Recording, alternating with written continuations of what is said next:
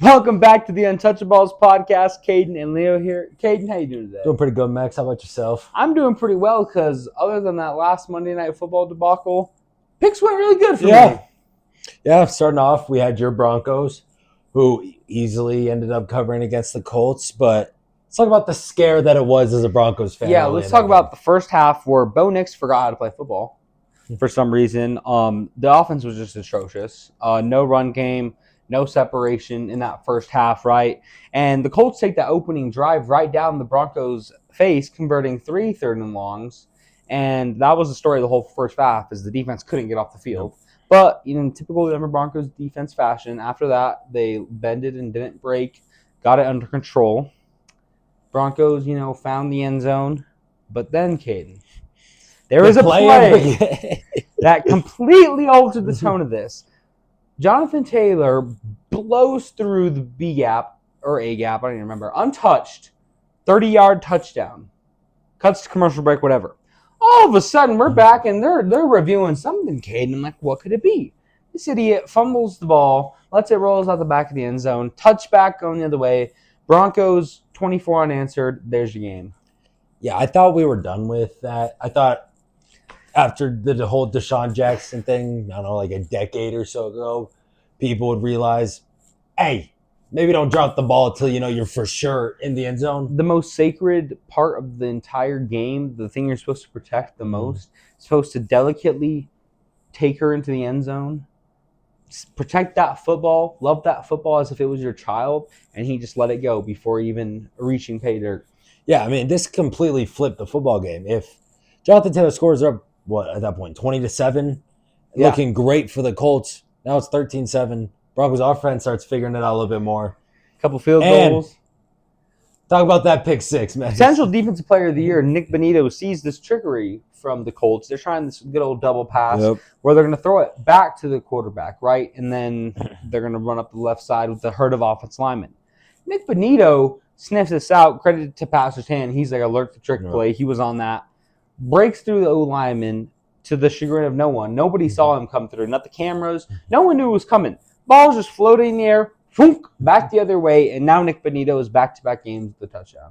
And after that, it's basically over. It is. Got to do it there. That's just a good win for the Broncos, basically. Just need about one more win. If they win Thursday, it's basically playoff season. Huge one Thursday night. But, as always, we'll talk about that later. Yep, next game we had was the Bills and the Lions, where the Bills ended up winning 48-42. I talked about how I could see it being a high-scoring affair like that Rams-Bills game, and not only was it a high-scoring, it scored more points than that Rams-Bills game. Caden, you hit it right on the head with that game. You called it, but I also said I felt this Buffalo Bills team was going to go in there and beat the Lions in their own home turf, which they did. Josh Allen is probably the MVP. Yeah, Josh Allen, 362 yards, 2 tutties, and another 2 on the ground to go 60 rushing yards. James Cook, 105 rushing yards, 2 tutties.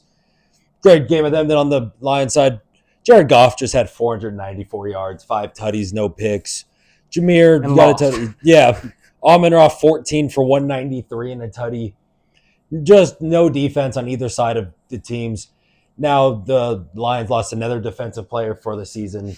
Their whole defense just depleted. And David Montgomery's now injured too, so that's not good for them. Big losses, Caden. So things are really hitting, like the injury bug's really hitting the Lions hard right now. Which is crazy because they're still playing as good as they are offensively. Yeah. That defense is going to be a concern, Caden, looking at the playoffs. Hopefully the Lions can get healthy or at least find some pieces to substitute in, but it was a great game.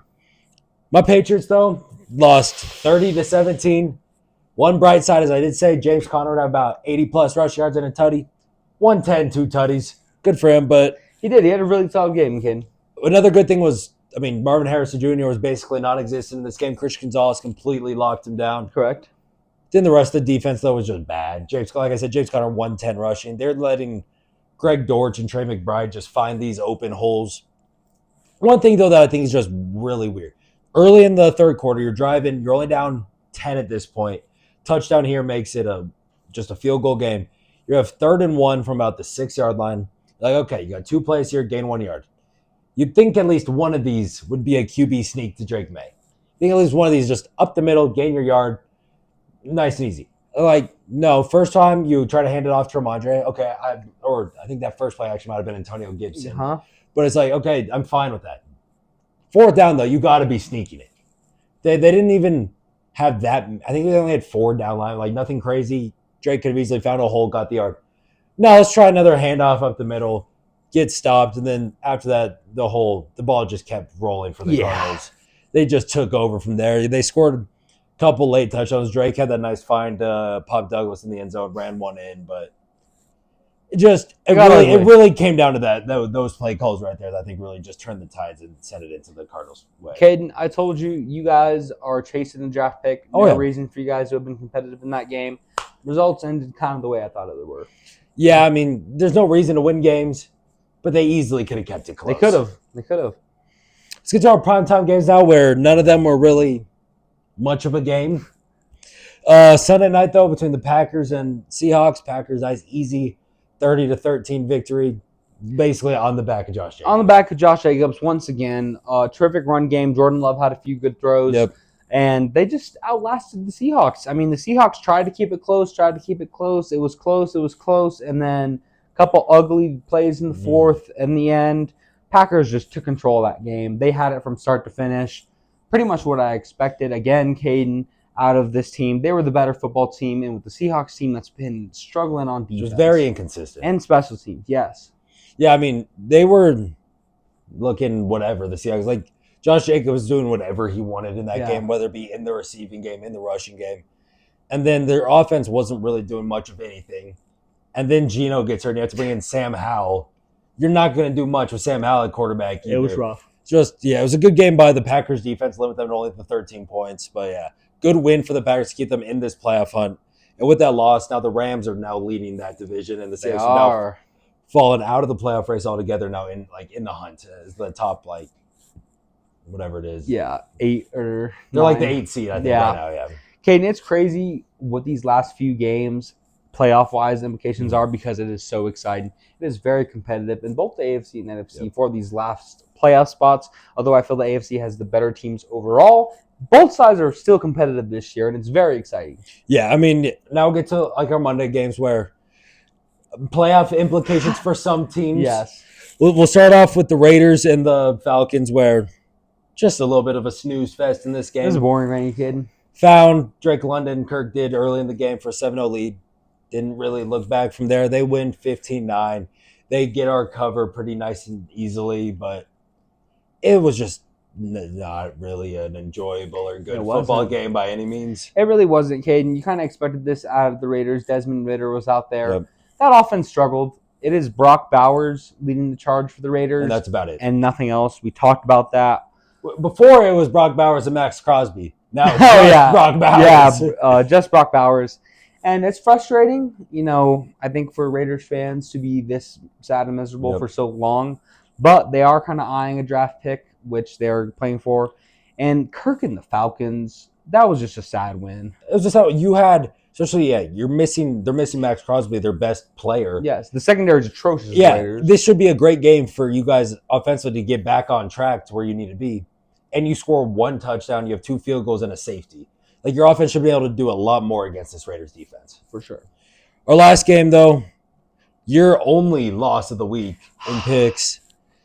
A 30-12 victory for the Vikings over the Bears, where the Bears just couldn't do anything offensively. The Bears offense, again, struggled. Caleb Williams just trying to survive the pocket. Per usual, got a feel for the rookie because he can't really do much, Caden, when he's running for his life every time.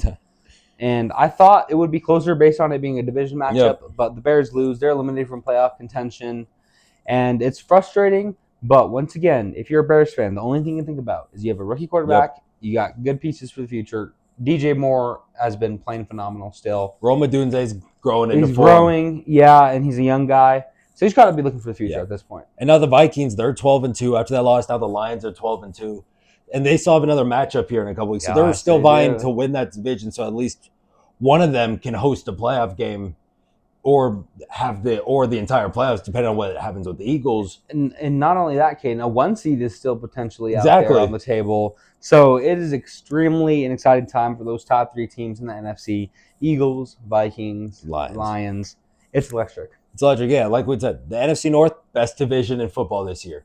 12-2 Lions, 12-2 Vikings, and now 9-5 Packers. Like, all just really good football teams. It is. It's really exciting, Caden. We're going to have a little bit more to discuss on Thursday when we talk about college football. College playoffs, big NFL game. This is going to be a great week. Yes, a loaded pod Thursday. Yep. Of course, don't forget to check out our NBA recap episode tomorrow. And what else do they do, Caden? And make sure you guys like the video, turn on post notifications so you never miss when a pod uploads. Share this with your friends, family, strangers, neighbors. Follow social medias for our best bets and just other stuff relating to the Untouchaballs. Most definitely. Thank you all for listening. We'll see you all next time.